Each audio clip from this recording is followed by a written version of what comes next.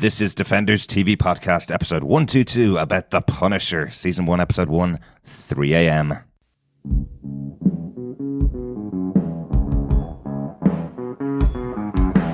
I hear a lot of people saying the blues, but I'm gonna tell you what the blues is. When you ain't got no money, you got the blues. When you ain't got no money. That was our new theme tune from Tritachyon. Thanks to that, guys. Welcome back, fellow Defenders. This is episode 122 of Defenders TV Podcast, and we're here to start our Punisher coverage with season 1, episode 1, 3 a.m. I say start, but if you are on our podcast feed over at defenderstvpodcast.com/iTunes or any of the other good podcast catchers, you've already heard my preview podcast, my spoiler-free preview podcast for this season. Yes, we did. There was a shocking revelation in that, I think, wasn't there? There was. I kind of watched ahead, something I've never done for any of the Defenders shows. Yes. We're still tied, bound, and gagged, yeah, from looking and watching ahead. Well, the whole point of Defenders TV Podcast is we do episode-by-episode coverage of these shows, but Netflix were good enough to give us the first 13 episodes of the show, which is all episodes of the show, so I've kind of watched ahead and thought, you know, it's a good idea at this point, watching this show, getting a bit of a head start on it, because I was really nervous coming into this one. But we'll talk about the reasons why, and we'll talk about all of the episode as we go into it. This is a spoiler-filled podcast. Do not listen to this until you've watched the episode of the show. But I'm your host, Derek. Hi, I'm one of your other hosts, John. And rounding out the group, I'm not the Punisher, but I am Chris Jones. Yes, he is Chris Jones, and he's Chris Jones in New York. Chris. I am currently sitting in West 16th, between 7th Avenue and 8th Avenue. Don't give them the address, Chris. That's not the address, it's just the road, it's fine. Yes, I am the roving reporter for the first few episodes of this. I am recording in New York. I have yet to make it down to Hell's Kitchen. Actually, no, I lie. I was actually in Hell's Kitchen last night. Were you there with your billy clubs? I wasn't. Swinging through the skyscrapers? I wasn't. I was sitting pensively on a rooftop with a glowing fist, just looking out, slightly shadowed.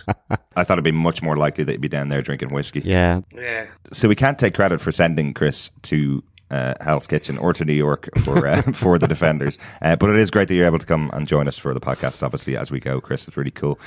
Let's get into our spoiler-filled discussion about this episode. I don't want to hold back anymore. This show has been pushed a few times from release. It's only been about 3 weeks since we knew when these episodes were coming. So I think we can't hold off anymore, really, can we? But before we just get into that, over on our Facebook group at facebook.com/groups/Defenders TV Podcast, I posited a theory, one that I actually got right, that, since they're pushing the episodes, do we think it would come out on November 17th up against the one and only Justice League that Friday on a worldwide release? And we were like, don't think so. Maybe. And I said it would, and I got another one right.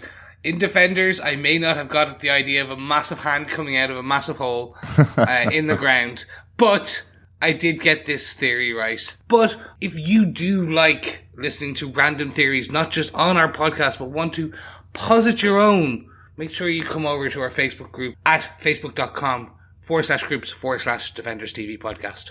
Absolutely, yeah. We'll have our spoiler posts as usual for each of the episodes of Punisher, so you can watch it whatever way you want to and leave your thoughts about each of the episodes and discussion points for us to talk about on the podcast. And of course, all 13 episodes of The Punisher, as we release our reviews on Defenders TV Podcast, will be available from Apple Podcasts, Google Play, or any other good or evil podcast catcher. Please go on over to our website, defenderstvpodcast.com, and go to our subscribe section there, and you can choose whatever podcast catcher you want to listen to us on. And whilst you're over there as well, you can also rate us or leave a review. The more we get, the more people that can find us, and of course it helps our little old podcast. So I think with that, Derek, what are some of the episode details for 3 a.m.?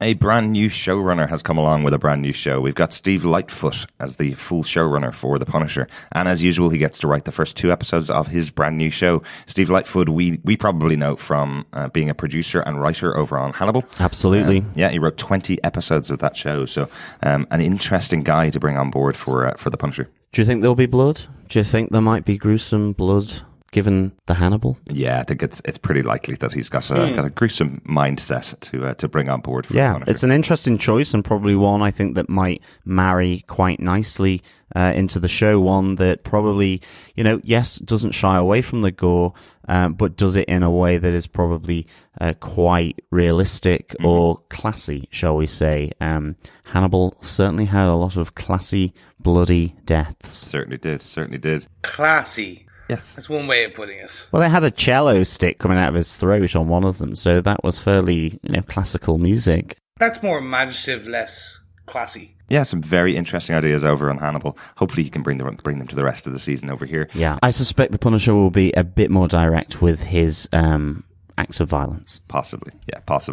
This episode was directed by Tom Shankland. One of the other good things that they're doing with all of the Defenders shows, they've been bringing on directors who've worked on the previous shows. Tom Shankland worked on Iron Fist. He did Rolling Thunder Dragon Punch, which was episode 3.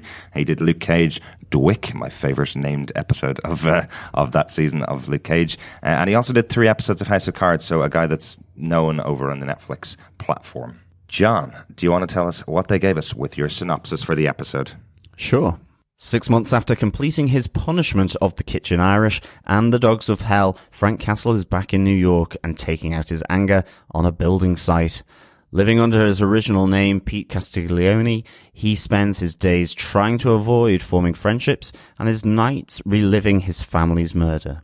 At the same time, tenacious agent Diana Madini is transferred to New York's Homeland Security Office from Afghanistan after her investigation into a local police officer's death is squashed. Back in New York, she can't shake off her investigation, and despite being warned away from the case, she enrolls her partner, Agent Sam Stein, to continue the investigation of the incident in Kandahar, involving the blacksmith and connected to Frank Castle. Meanwhile, at the building site, new worker Donnie Chavez is desperate to make an impression and falls in with 4 other workers on the site, Lance, Paulie, Leo, and Scott. When Scott gets injured in a work accident, the rest of the crew bring Donnie into the team for a snatch and grab on the Nucci crime family's weekly card game. But Donnie messes up, exposing the group to the Nuccis and himself to the wrath of his work buddies. When Frank hears the gang attempting to kill Donnie for his mistake, he stands up for the little guy, killing the group and taking out every member of the Nucci card game. But as Castle leaves the Nucci murder scene, a watcher in waiting picks him out from a security footage. Welcome back, Frank. The familiar line for any comic book readers there. Welcome back, Frank. Yeah, that's the one of the awesome series from Punisher, well known to comic book fans. So I think we need to get into the episode details now. Thanks for your synopsis, John, as always. Chris, let's start off the way we always do when we start a brand new series of Defenders. What did you think of the theme and opening credits for the show? This is something we're going to be seeing every time for the next 13 episodes. How do you think they kind of rate? So music-wise, I really feel they've managed to hit the nail on the head amazingly. And I'm going to use a lot of graphic imagery as I just make my descriptions throughout these podcasts because I thought it would only fitting based on what it is. So taking the trailer theme, they had the Metallica, and what they managed to do was sync the gunshots to the drums. And it was like... Yes, from Metallica 1, yeah. Yeah, amazingly done, beautiful. So from that point, I knew this was going to be, music-wise, it was always going to be very interesting. Similar to the way that we had Luke Cage. Luke Cage was steeped in music. Mm-hmm. This is going to be quite similar, but it's going to be a different style of music. It's going to be slightly country, not even country, folky. Let's say folky. Yeah. With a very hard, heavy tone. I think what we see in this episode with Frank playing the guitar with his daughter at the start of this episode, I think that's kind of an indication that it needs to be kind of an acoustic style for the music.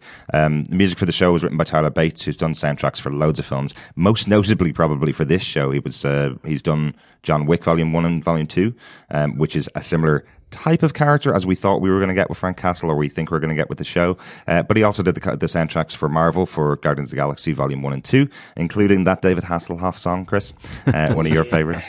And he's recently been collaborating with Marilyn Manson, which kind of has that metal side of things, probably a reason why he was picking up on something like Metallica for the show as well. Yeah, it's interesting. I must say, the theme tune came as a surprise to me. I wasn't expecting it to have that kind of country folksy edge to it, as you say, Chris. But I loved how it was really beefed up and made more rocky. So I really like that, and actually I find it really works. And I think, the opening credits as well. It just reminds me of Daredevil, actually, to some extent. I like the gun imagery going into the skull, just towards the end of the credits. I think that's really good. And I like the black and white association here. I think it works. Obviously, it mirrors his classic black and white costume from the comics with the black t-shirt and the white skull. So, I really liked it, but certainly the opening theme came as a little bit of a surprise to me. I wasn't expecting them to go down that route. But then I've never really associated a type of music with the Punisher other than the sound of gunfire. Right. In that sense. What I did like about the theme, what I think they picked up really well on in the theme, is the whistling that's going on in the background. That really does sound like an army force whistling together as they go on their march, kind of that really old school armed forces thing that you see in training, in basic training in movies and in TV shows. I think that was a really nice touch. Opening credits I think worked really well for me. They're very simple, they're very plain, they're very straightforward, which is exactly what Frank Castle is. He's very simple, he's very plain, he's very straightforward about his attitude. So yeah, I think really good touch. Yeah. So on that note, guys, we've chatted about the theme, we've chatted about the opening credits. Let's move over now to the main topic at hand. Our top 5 points on the opening episode, 3 a.m. So for those of you who are just joining us on the podcast for the first time, just for the Punisher, welcome aboard. You've joined us for an interesting show. The way that we cover our shows and each episode is that we each take our top 5 points, we merge them together, and we choose one consensus of top 5. So what we think that these are between the three of us, our top 5 points. We discuss those points, and then at the end of the episode, we decide whether we defend or choose not to defend each of these episodes. So on that note, gentlemen, let's do it. We are here for The Punisher, Season 1, Episode 1, 3 a.m. Derek, would you like to take us away with our first point? Yes. Point 1, I think it's really important here. This is slightly tied into Daredevil, so it kind of finishes off the Punisher storyline from Daredevil. We have him still on his vengeance trip at the beginning of the episode, the cold open, I guess you call it, before the credits roll. Is Frank finally finishing off the final 2 members of the Dogs of Hell, who we've seen in Agents of S.H.I.E.L.D. and we saw in Daredevil, and the Kitchen Irish, where he finishes the 2 of them off. What do you think of these scenes? The first one is where Frank takes the 1,000-yard shot from across the city of El Paso, taking out his final victim, who is being welcomed home after escaping from New York, but not from Frank Castle. Yeah, no, that's a funny moment. I mean, even just with the 2 guys as they're walking into that house, or that club, I should say, where they're saying he's not going to get anywhere near us here because he doesn't need to be. And then it just pans back to, however thousands of meters he is as he's using his sniper skills. Yeah, I love that. Yeah, I really have to say that I loved this 1,000-yard shot. I didn't know where it was going. I know. I was like, okay, we're going to get a graphic love scene and Frank's going to bust in. And it was like, so he's not going to Mexico. I don't get it. And then you see this pan back. Mm-hmm. And it was just him then at the periscope. Is that scope? Scope or periscope? Scope, excuse me. And then we hear the click and nothing happens. I'm like, what?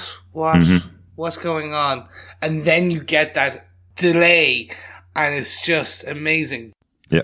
The obviously computer generated pan back, I just thought it was fantastic. It was this you're setting up at the very beginning that this man is an expert marksman.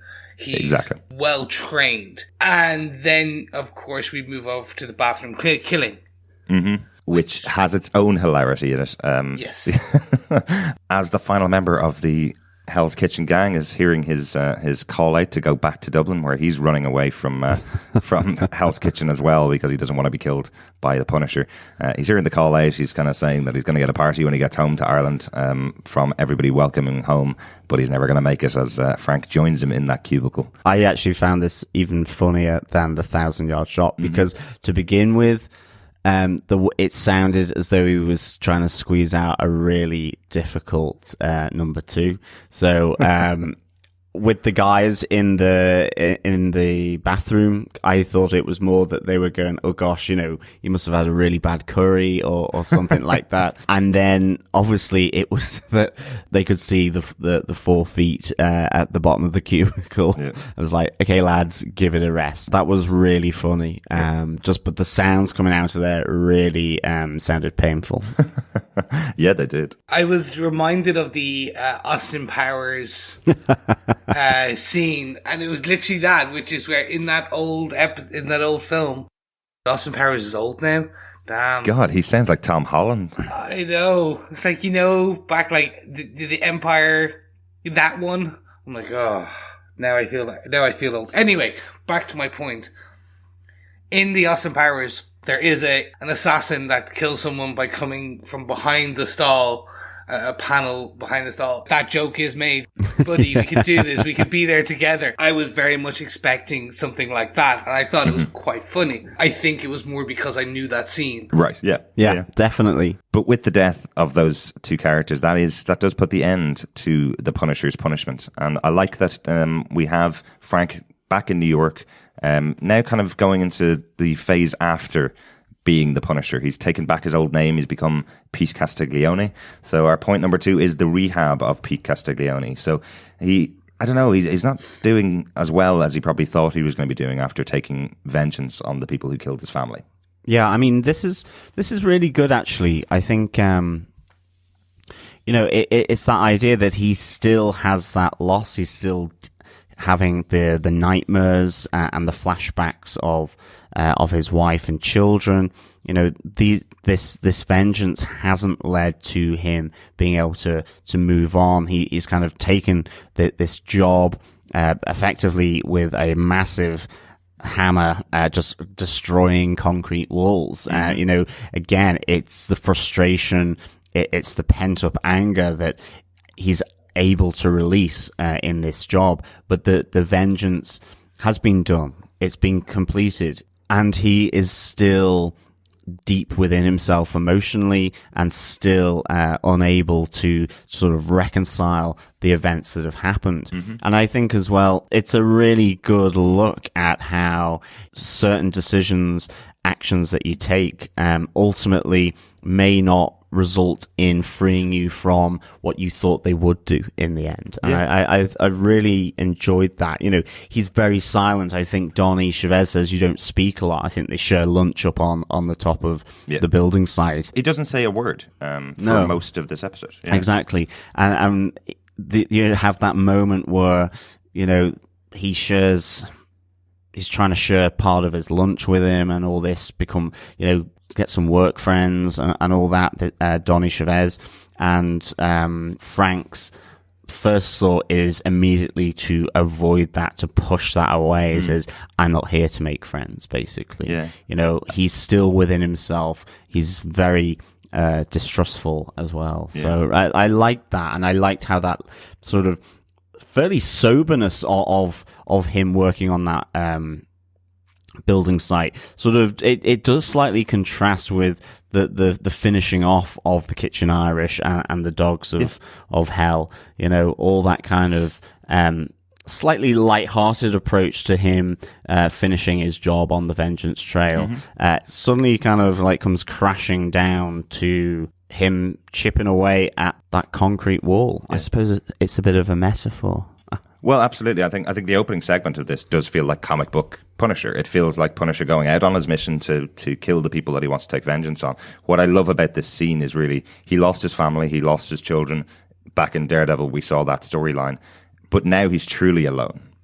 For the last period of time that he's been killing off the Kitchen Irish and killing off the Dogs of Hell, he's not been alone because he's been there with his vengeance. That's now gone. So where does that leave Pete Castiglione? Where does it leave him? How is he now?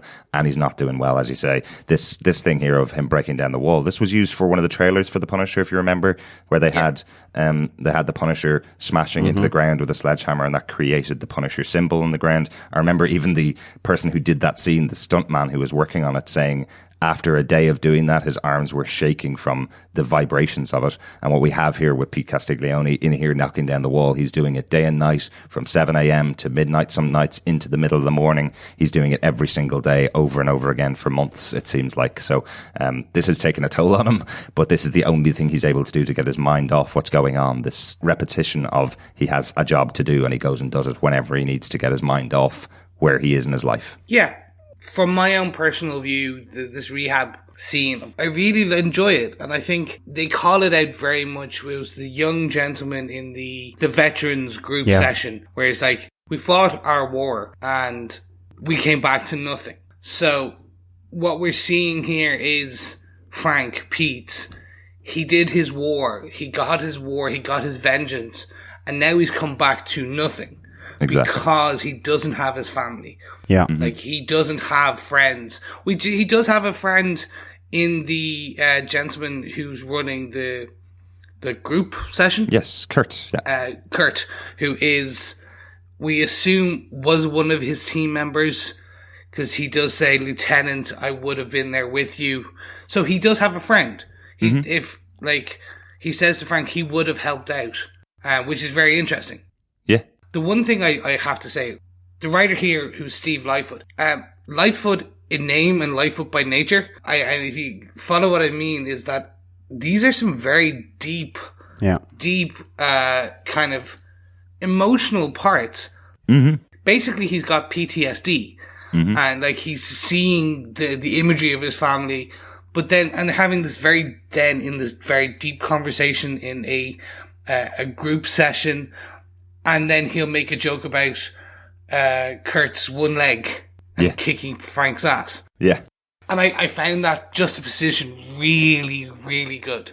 Well, that works really well for these former soldiers. You know, that is the kind of humor that they use. It's very gallows humor that they use with each other. What I do again like about this part of the rehab for Frank is that while he's not in the sessions, he doesn't sit in the sessions. He sits outside the circle and is listening to some of the experiences these other former vets are going through. So while Frank won't let himself sit in a room and be analysed by anybody, he will hear what other people are going through. So he probably takes some solace from what's going on with under Kurt. He's taking some experiences from other people and then just using them himself. Yeah, I like that treatment of Frank Castle where he's stood outside the room, and because I mean as well for him, as you say, Chris, he's going through PTSD as much as any of the other people in that circle.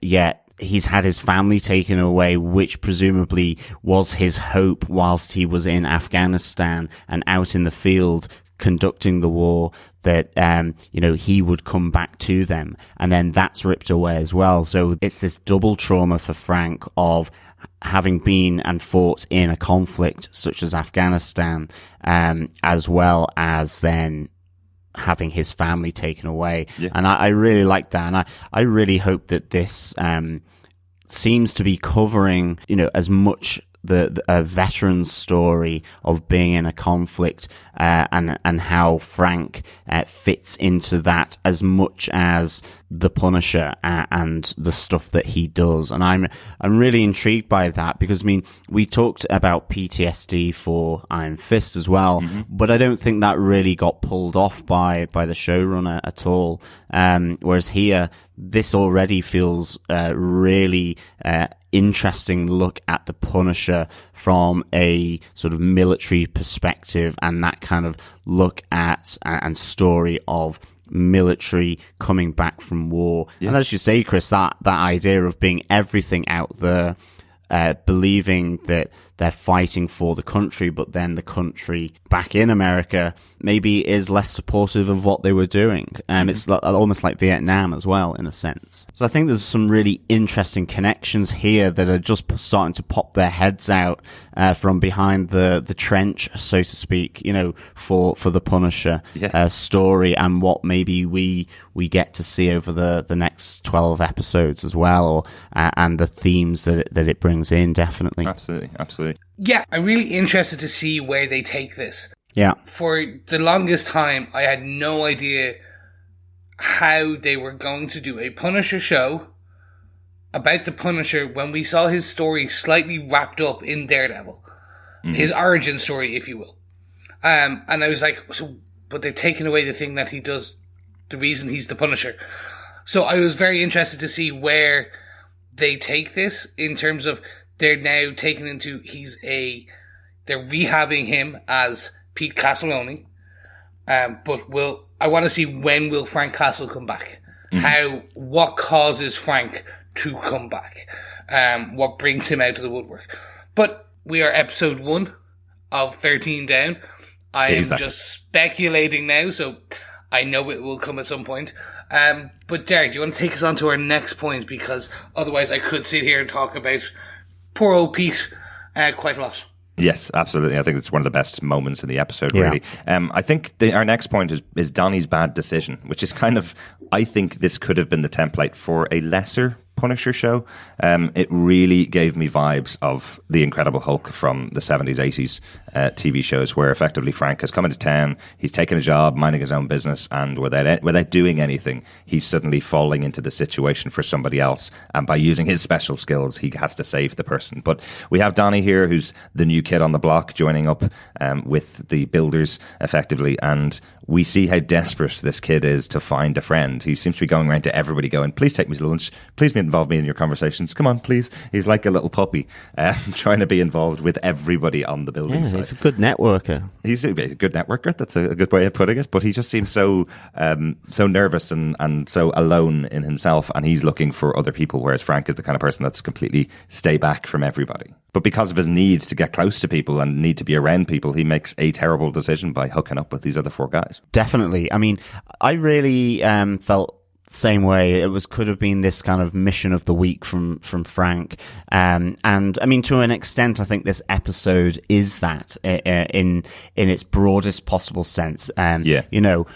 R.2 being an exception, I think, to that, which I hope that runs through the rest of the series. But certainly, it really could have been mission of the week. Which bad guys is the Punisher, is Frank Castle going to take out in each episode? Yeah. But having said that, I think it's a nice introduction for the Punisher, because that is also an element of his history in the comics in terms of the weekly or monthly issues of comics, so I like that. I felt it more as an homage to that kind of storytelling. Absolutely. As well. And I think, Donnie is it's an interesting character, because he's eager to find friends, and Frank Castle, Pete Castelloni, isn't. He doesn't want that. He doesn't want that attention. Donnie seeks it out, and in the end he seeks out bad attention. This is really where, Scott, you would not want to necessarily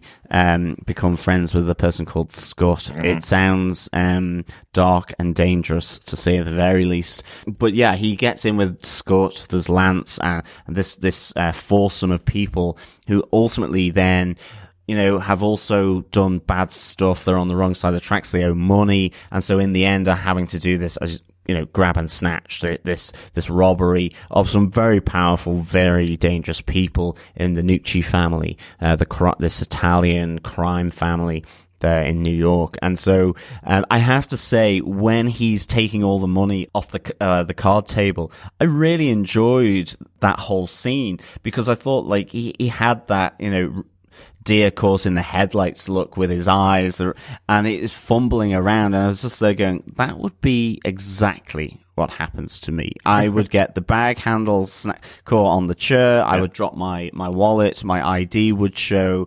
And I would basically, because of the nerves and all this, and I really kind of felt for him there. And then certainly when, you know, he goes back to the building site with the other guys and they just turn on him, that they have to finish him off and kill him. And like, I thought the turn in that character was really good. You know, this kind of innocent naivety, trying to find friends, trying to fit in with the crowd.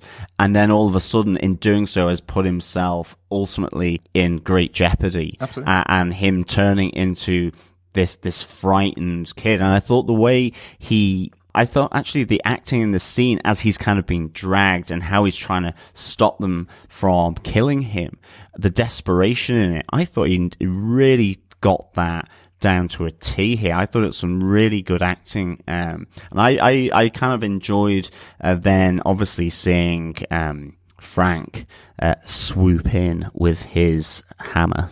Absolutely, but this was the four guys' fault, right? You don't bring a kid like that on his first job into the Nucci family and make him go round the table picking up all the money. You make him hold the gun while somebody else does that, someone competent who can get them out quickly. They keep telling him, come on, let's go, come on, let's go. Get more money, get more money. Come on, let's go, come on, let's go. Get more money, get more money. Like, he's getting wrong directions from everybody. That's what's making him fumble all the time. This isn't really his fault, but yeah, carrying your photo ID in the pocket of your jacket while you're walking around, probably not the greatest of choices either.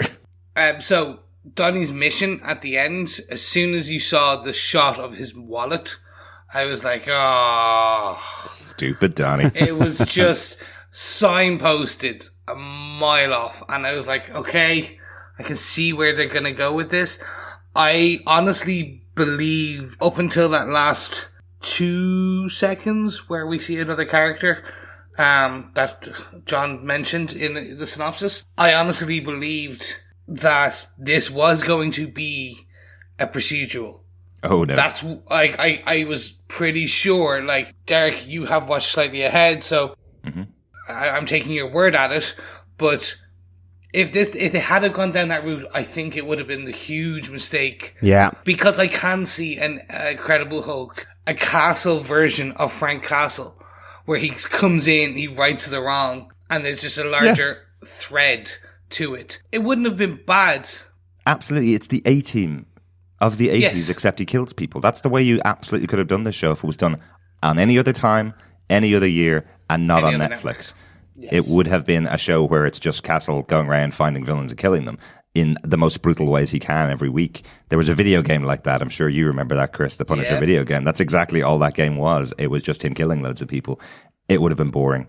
And I'm glad they're not going to do it that way. But I like this kind of nod to the possibility that this is what they could have done if they didn't have a good showrunner in charge. My kind of thing in my head regarding this is, so the Punisher first made his appearance in Amazing Spider-Man 129, which is 1974. I'm going in the top of my head. I could be completely wrong. I will check it and get Derek to edit it in post-production.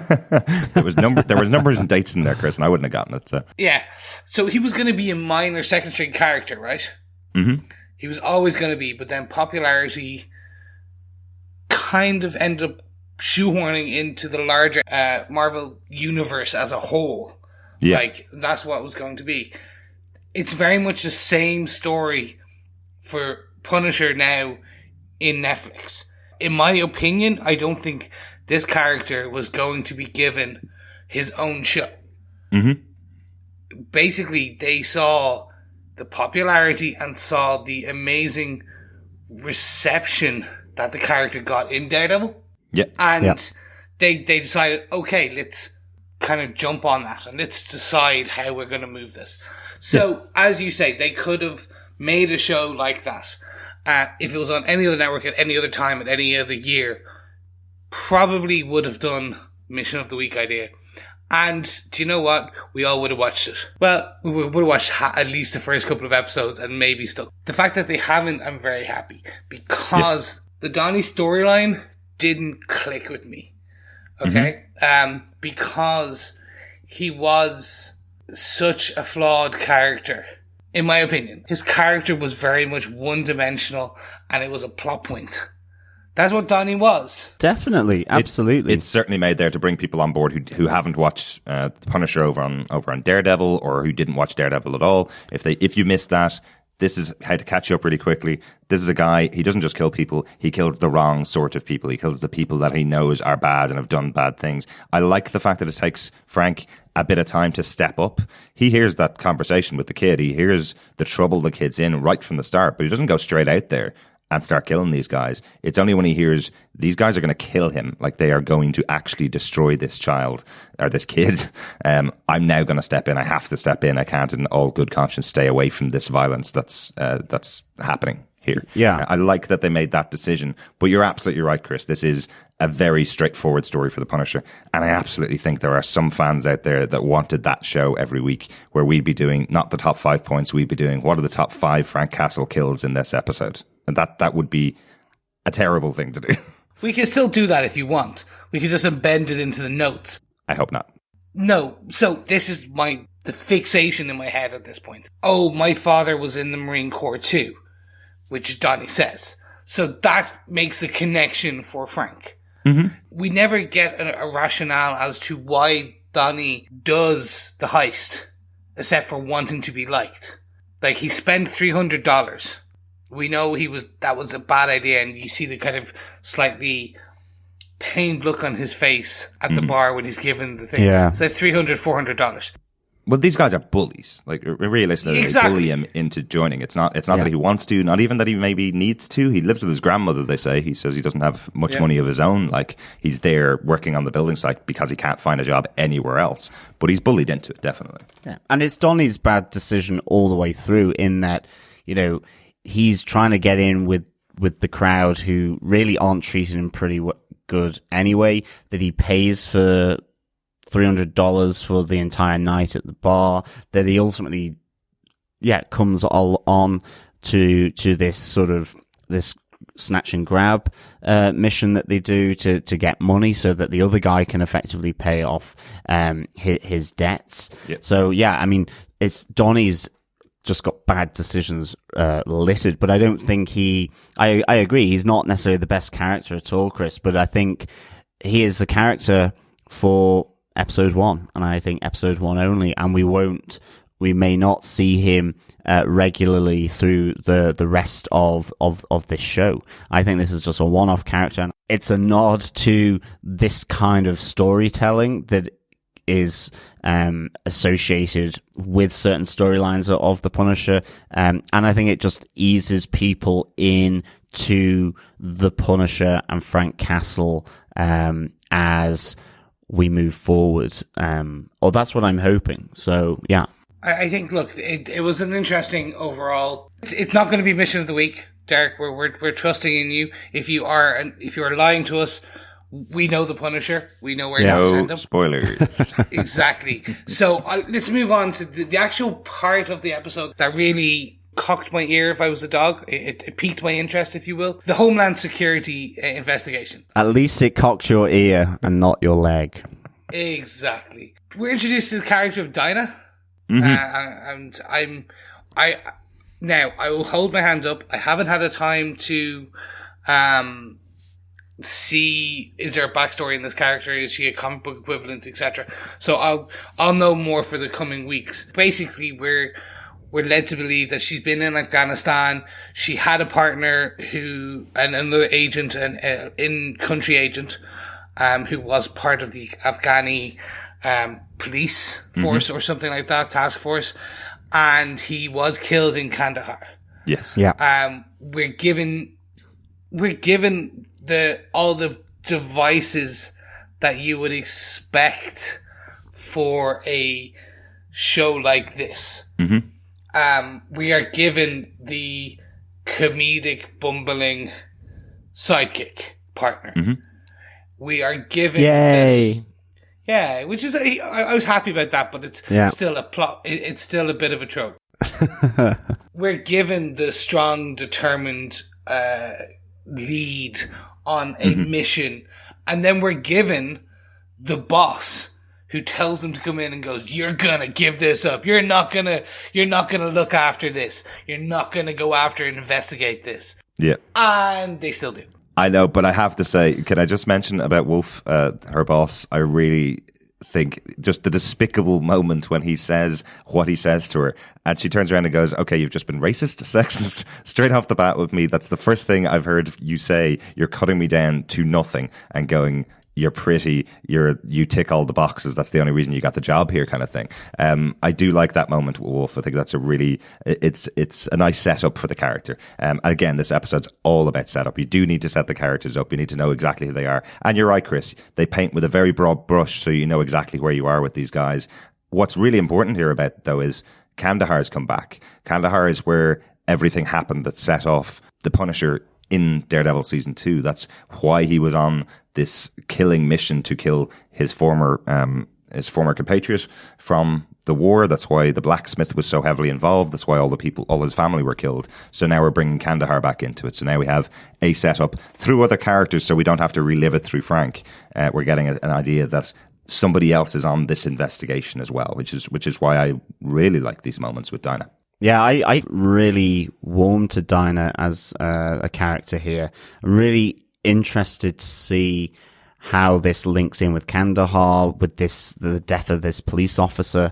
I really want to see how it connects in with Frank Castle and the heroin smuggling that ultimately led to the death of his wife and family as well. You know, it's really interesting that Frank, before the Punisher, is being investigated as potentially being involved in something rotten in Afghanistan, in the military. So I'm interested to see how that plays out. It's really intriguing, I think. The other really nice point here is Dinah's mother is played by the Iranian actress, and I'll probably not get this name right at all, Sora Agadashlu, who also played the president in The Expanse, which I watched recently, and that has another former Punisher, Thomas Jane, in it as well. Yes, that's right. Yeah.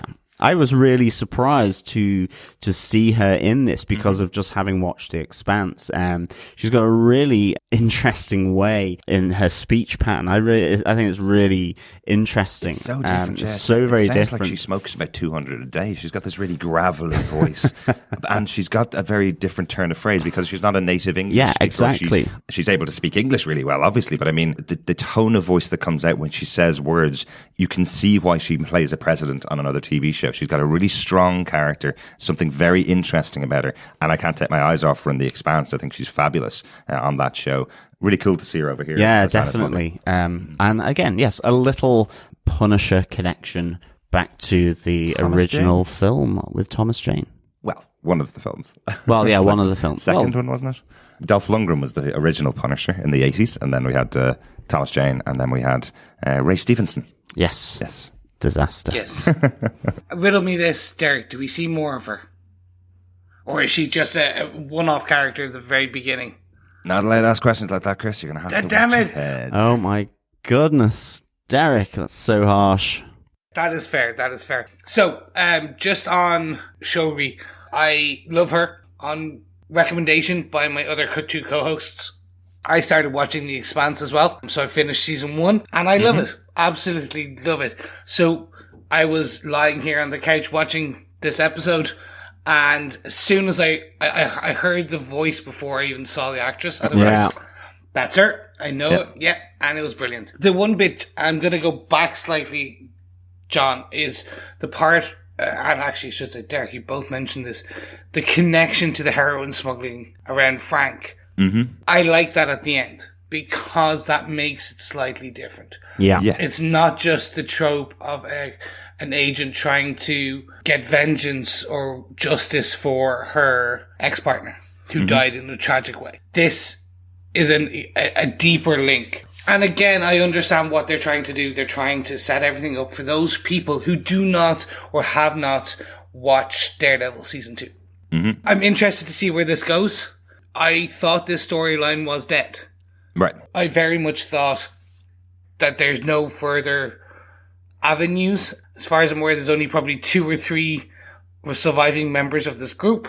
Yeah. But the line that we haven't mentioned, the one part actually I think that where I think they're going to go, and I think is going to be more interesting, is when Frank is in the counseling group counseling session, he's talking to his friend. Yep. He goes, do you ever think about Afghanistan? Do you ever think about what we did over there? Mm-hmm. Yeah. I could be completely wrong here. I know due to the trailers we get flashbacks. I think what we're going to find out is the heroin smuggling was the tip of the iceberg. I think that's what it's going to be.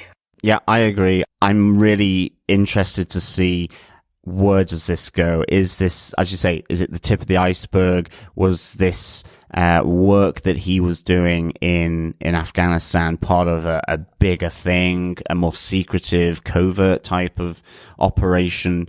It'll be really, really interesting to see. And I kind of like that idea because, again, this makes Frank more dubious as a character in that, is it a question of he's following orders, but how far does he go following those orders? If he knows what the goal of the operation that he's involved in Afghanistan is. So this really kind of throws light back onto Frank Castle with regards to his position as well. And I'm really interested to see how far and which way does that go in the upcoming episode. Yes. It should be really interesting. Definitely looking forward to more of that. On to point number 5, our final point of this discussion. It's really because this is what the Punisher is known for in the comic books, is these type of setup situations, I suppose. So Frank really does some overkill here. So he finds that Donnie's about to be killed and takes out the 3 guys that are the ones that are going to kill Donnie, and then goes back and kills all of the members of the Ganucci card game, gives all the money to Donnie and sends him out of town. What do you think? Is this a bit too much of overkill, or is this just Frank kind of ears perking up going, great, I have another gang to kill? Yeah, well, it's interesting, isn't it? Because for me, I'm kind of like going, okay, Scott, Lance and the rest of them. Okay, they weren't particularly nice and so on, but they were still construction workers. I didn't really get a sense that they went any deeper into being bad guys, like being drug runners or human traffickers or members of a crime family or gang. They definitely mentioned that that's not the first job. They're looking for another job to pay back. Yeah, so they're kind of doing, they're doing robberies and thefts and so on. Mm-hmm. And this one was more about so that he could pay his bill. So they're still construction workers. And then, then you have, level up again. And you have the Nucci crime family, and who are probably much more violent. But Frank actually doesn't distinguish between either of those. So I think this adds a really interesting dynamic to Frank. And another dimension is that to what point does he go, okay, you're doing something bad, but you're not a serial killer. You're not involved in drug trafficking, human trafficking. You're not into, however many awful things you could do. At what point does he distinguish? Where does his stop button on vengeance happen? At this moment, it doesn't stop at construction workers who, yes, they're doing a bad thing. Yes, they were going to do a bad thing. But did they need to have multiple limbs broken, sledgehammers in the face? That made me want to turn away from the screen, just seeing that sledgehammer swing into their face and then obviously getting dumped into the concrete. Yeah, I know what you mean. Like, these guys were so intent on killing Donnie, though. I think they, in Punisher's mind, if he was going to save Donnie's life, he had to kill them. That's the point. I think the surprise to me was that he went after all of the Ganucci card game. Everybody that was still there tooling up to go after Donnie, he went straight after them and killed every single one of them as well. In a classic Punisher moment, I suppose. Yeah. In the darkness, he comes out like the vengeance demon, taking out everybody in the room, and then pulls one guy's gun into his own face, killing him. That was a pretty nice move in that sense. Yeah. Cinematography wise, the action was beautifully done, beautifully directed, beautifully choreographed. The sledgehammer scene, the bone crunching sound effects, Yeah. like the slightly slow mo. They slowed it down slightly as the sledgehammer impacts. I had to rewind it to catch it. I couldn't rewind that. This was about, again, showing people who have not seen Daredevil what the Punisher is about. His over-the-top nature, of like how he deals with his punishment, his vengeance, his justice, his form of justice. Yeah. They also wanted to show that he's not just an excellent marksman, which we see at the beginning of the episode, that he is he's a war machine in his own right. He's a deadly battler. weapon. Yes. A slugger. Yes, if you will. So he takes out the three members for trying to kill Donnie. Yes, he had to kind of do it. I liked when he actually saves Donnie. Yes. He saves Donnie and leaves him with the cash and says, "Get out of town," or "Leave town." Yeah. That was nice. Written in Johnny's blood, yeah. Yeah. The Nucci card players, when he takes them out, I actually thought he went in guns a-blazing. And it was only actually that when we discussed it just before going and recording this, that actually, no, you were right, he didn't. He slips and slides between them all with knives and makes them kill each other. He kills some with the kind of takes them out as well. And then the only shot he fires is when he twists the guy's arm and shoots him while he's still holding his own gun. Yeah. Which was it was excellent. Yeah. It basically sets about how Frank will always side with the innocent, Yes. and he will bring his own form of justice. And how uncompromising he is as well. Yes, Yeah. I think that's it. He's a trained soldier who, when you give him a mission, when you give him a target, nothing stands in his way. And we learned about this, and again, I'm trying to put myself into the mindset of a viewer who hasn't watched Daredevil season 2, okay? And that's what we are getting in a lot of this episode, I feel, because we've seen him for a large amount of episodes. We know that he is uncompromising. We know that he does not care about radial damage.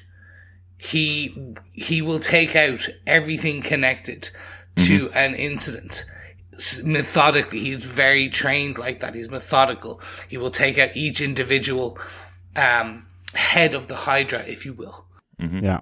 It's like his muscle memory kicks in, and it's like all his army training, and it's this suddenly becomes a campaign. It's a war in its own little way. Yeah. And he's out to destroy the enemy of that moment. Exactly. That is actually a fantastic way of putting it. Each mission is a war, and then each war has its enemy, and he has to single-handedly take them all. And I think it's important here that this is the first mission that we've seen Frank on outside of killing people involved in the death of his family. So while we have talked about him in Daredevil Season 2 being completely uncompromising and killing everybody around it, this isn't that mission. This is to do with a kid he's only known for a couple of days who sidled up beside him at lunch and gave him a sandwich. So he's going to protect him, but not only protect him, he's going to kill everybody that's a threat to this kid and then get out of town, send the kid out of town. That is what I thought was interesting about this storyline. I didn't like the idea of having this mission of the week thing. What I thought was interesting about it is what it's saying about Frank. He is still completely uncompromising, even though this isn't his fight to have.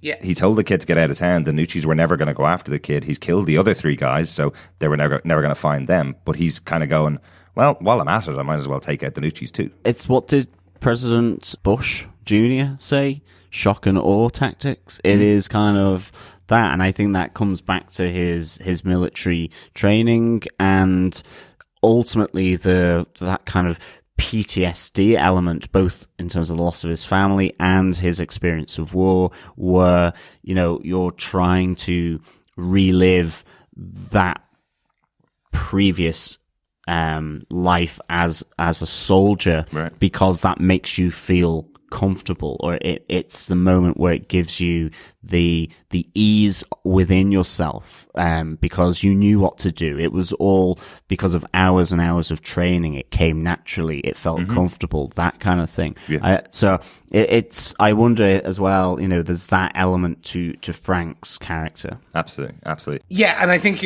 the interesting thing, John, that you said is the Punisher is being unleashed. He's, at this point now, basically all his training is kicked back in. And I think that's the interesting part. We've seen a character who's tried to turn his back on who he is. He's a soldier. He's a war machine. He is that. He is that spirit of vengeance. He is the Punisher.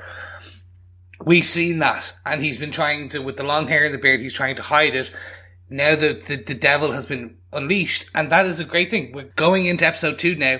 The Punisher is back after 6 months of being in hiding and pushing it all down. The devil is out of the bottle. Mm-hmm. And just obviously for our fellow defenders, yes, we do know that Spirit of Vengeance is Ghost Rider. Yes. We do know that's a different Marvel character. It's and just War Machine is also another. War Machine's another Marvel character. We do know that. They're just really good descriptions of the Punisher, obviously. Also, Punisher has been the Spirit of Vengeance in some crossover one-shots, so I will put that out there. So yes, he can be also Punisher. He's obviously not Ghost Rider Punisher, but anyway, before anyone writes back to me with feedback going, well, you're wrong. And he also has been, I think he is now, or will be, in upcoming arcs, War Machine as well. Well, upcoming, you can't. Sometime in the future, he will also be Doctor Strange, and he will be Little Miss. He'll be Little Red Riding Hood. Can you imagine that Eye of Agamotto on Frank Castle? No. I don't think he'd have the patience to do the spells, to be honest. But there is just one tiny little point at the end of this, which is part of Frank protecting the innocent because he's under the watchful eye. Love this moment. We know exactly who this character is. I don't think we should spoil it if you haven't watched episode 2, but we know who this character is. We know he's watching over Frank.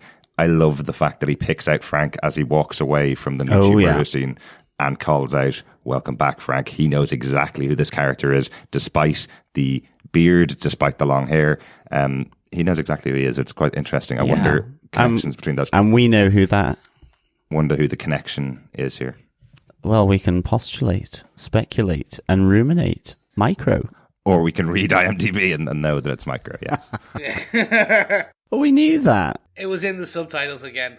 Always is. That's the top 5 points of the episode. A couple of quick notes about the episode. One for me, you've already mentioned about Donna's mother, John, obviously, but the other big player that's in this episode, for me, because I'm a kid of the 80s, C. Thomas Howell back in a big production is wonderful to see. C. Thomas Howell was a member of the Brat Pack from the 80s, along with Rob Lowe and all those, Emilio Estevez, Charlie Sheen, all those characters. His star kind of fell a lot faster than those other actors who went all the way through the 90s with great movies. He's been in productions on Sci-Fi. I think he owns one of the production companies who makes all those really cheap sci-fi knockoffs of really big budget films. So I've seen him in a few of those because, hey, I'll watch a lot of strange movies. But it's great to see him back in this show. My favorite film of his is Red Dawn, an 80s movie about kids who have to fight against an attacking force. They take up arms and become an army themselves. So a little bit of a connection there for C. Thomas Howell to this type of material. So quite cool to see him in there. Chris, you have a note? Yeah. Where's Karen? We know that she is a large player in this series. She's been at the premiere. She has a deep connection Karen hasn't been at the premiere. Deborah Ann Wall has been at the premiere. But we do know that Karen has quite a deep connection to the Punisher. Mm-hmm. I'm assuming that she no longer has any contact with Frank, just based on the episode. He probably has gone full into hiding. Mm-hmm. But I thought potentially similar to the scene we got with when he went to the group scene, I was expecting her to have tried and constantly coaxed him into maybe a coffee or something so we get introduced to her. It's just it was a note. Where is she? And she better come in episode 2. Okay. No, I'm not saying nothing. Other note for this episode, we have Book Watch back again for this season. We had Book Watch back in Luke Cage about various books that Luke Cage and the other characters were reading that were connected to the character of Luke Cage. Book Watch has started up for the Punisher. Episode 1 here, he has the book that he brings back to Kurt that he's been reading to bide his time when he's not knocking down a wall with a sledgehammer. Book's Moby Dick, obviously a very, very sledgehammer type connection to Frank Castle. He's been hunting his Moby Dick for so long. He's been trying to deal with the death of his family and hunting down every single person involved in that. So quite a specific. Yeah. So I think Book Watch is on for this season. Let's see if we can pick out a book each episode that represents what's going on in the story. Yeah, just a final note from myself here, which is on addendum to Derek C. Thomas Howell playing the lead or the head of Homeland Security Division, Wolf. Strangely enough, he's not down as he's not down on IMDb, which is quite an interesting one. So I'm wondering now, typically, sometimes this happens for maybe just himself or his agent didn't update it yet. Or maybe they're hiding something. And this is sometimes done just as a way to misdirect people ahead of time so that they don't know that he was going to be in it. Mm-hmm. And there's a reason for that. He's a major player, etc., etc. So let's see how that plays out. As I say, as a big 80s movie fan, it was a nice, pleasant surprise to see him in the show, definitely. Absolutely. I hadn't known he was going to be in the show in advance. Yeah, I think they have played this definitely in the past with, for example, Kingpin in season 2 of Daredevil, where he appeared without being in any credits before the show aired on the season. So yeah, there's been a lot of surprises in Marvel in the past, but it was definitely a pleasant surprise just to see him in the show doing something big as opposed to some sci-fi late night movies. Absolutely. Exactly. But I think with that final note, we are on to our defend. So typically we will ask one another whether we defend the episode of the show that we're looking at. So for this, Derek, this first episode of The Punisher, 3 a.m., do you defend this episode? I definitely defend this episode, and for one very specific reason, because it's the first episode of a show. If you remember back to Iron Fist, that first episode was the first time of all of the Defender series that I didn't defend the first episode for a simple reason, which was that it didn't set up the rest of the series. It put an episode out there and just assumed that the audience were just going to click ahead and watch the next episode. This brings back Frank really well. It sets up who he is. It sets up the dynamic that he has with other characters around him. It sets up some intrigue for the rest of the season, and it ends with a lovely cliffhanger, the perfect cliffhanger for you to go, oh, I'm watching episode 2. I'm watching episode 2. That's all I want from the opening episode, to give us some interesting characters, give us some interesting ideas of what's going to happen, and to set up a storyline for the future. And I think they did this really well in this first episode. So yes, I absolutely defend the first episode of The Punisher, 3 a.m. Chris, do you defend this episode of The Punisher? Guys, I'm on the fence. I mean this in the nicest possible way. You like fences? I do. I love fences. They're great borders. I'm a bit on the fence. Yeah, I'm a bit on the fence about this episode. So essentially what they've done is, yes, they're reintroducing the character. I get that. But they've done it in such a way that it feels like a Mission of the Week procedural. They've given the impression of that in this first episode. So what you're going to get is a loss of people if episode 2, that changes the premise, then that's you're going to get people going, well, this is not what I signed on for. Whereas, basically, people like ourselves who know the character, know that know the Marvel Cinematic Netflix universe, we know that that's not how they're going to play this. We know this is not going to be a procedural Mission of the Week. So that's one element. A good element, Frank is back. We're given this broken character again, and we're given a character on trying to get redemption who's failing miserably, who's suffering from that. John Bernthal's portrayal of Frank, and I haven't mentioned that actually in this whole episode, his portrayal is still as tortured, still as fantastic. Like, this is an Emmy, again, suggestion. Like, I will never remember him for The Walking Dead anymore. I will forever remember him now as Frank Castle, as the stoic, tortured character. Mm-hmm. So I love that. My interest is piqued by Homeland Security, where they're going to go with that. What is the introduction? It's even more piqued by the fact that C. Thomas Howell is not in IMDb. So I really want to know why. The constant detective. Yeah, I'm going to wrap up. And this is slightly one of the reasons I'm still on the fence. We did not get your typical episode 1 cliffhanger for Netflix. Okay. We were given a beautiful ending action shots. So we got the Punisher being the Punisher. We're given someone clicking on a computer using a GAT recognition. I thought it was GATE, but it was GAT, GATT.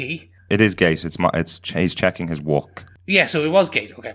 Apologies. I thought it said GAT and I was going to go, what the hell's a GAT?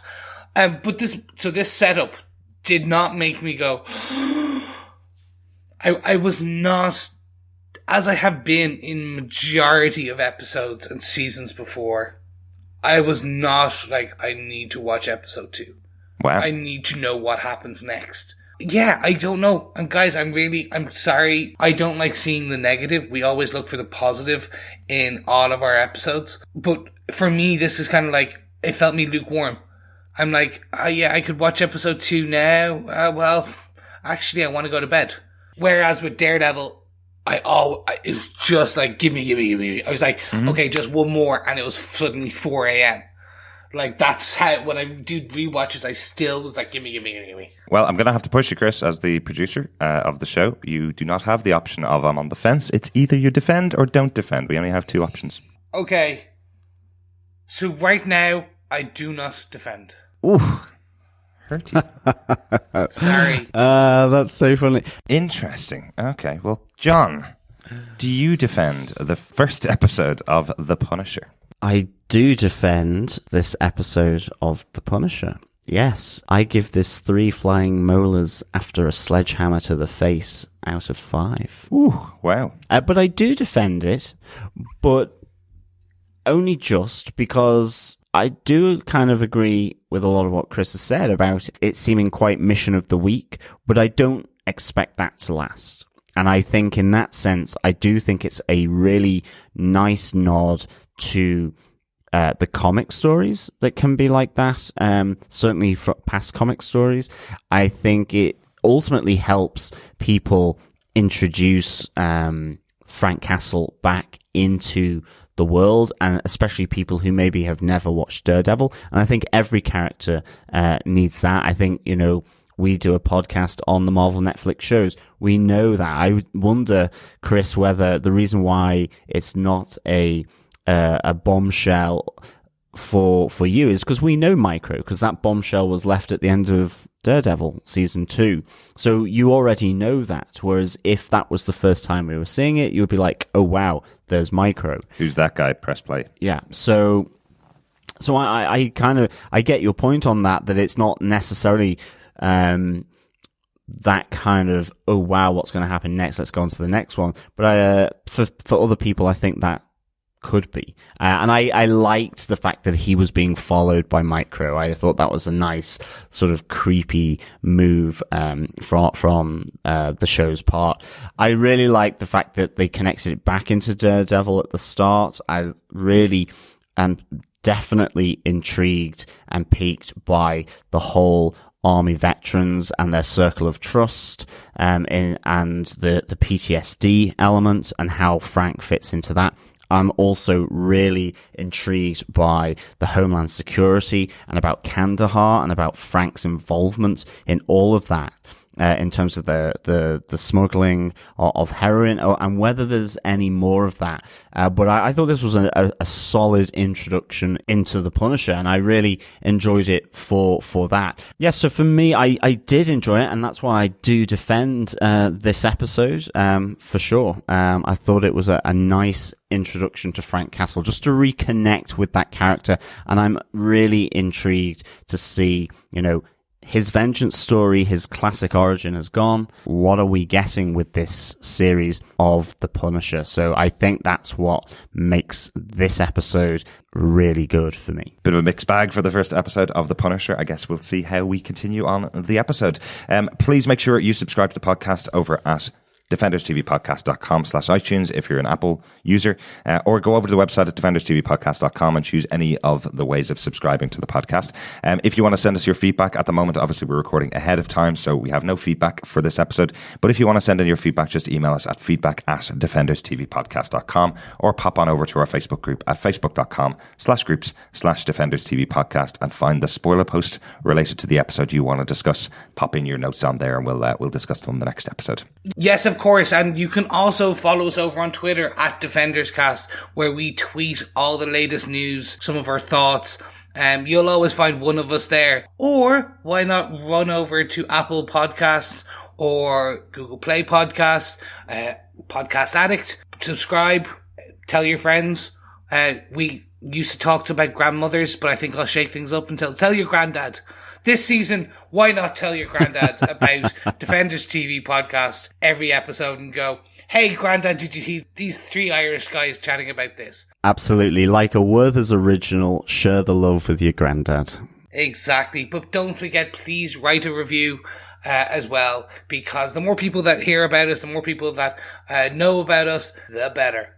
Absolutely. Thanks so much for joining us. I hope you're enjoying your watch of The Punisher and our podcast. We'll be back on Monday with our review of episode 2, Two Dead Men, and we'll be back next Friday and every Friday from then on with our review of each of the episodes as we go through the series. Thanks so much for joining us. Thank you so much, guys, and we'll speak to you next episode. Yeah, thanks so much for listening. We'll speak with you next time. What was that? I'm trying to do my Punisher. I'm trying to do my gruff Punisher. You're John Bernthal. I'm impressed. Bye. I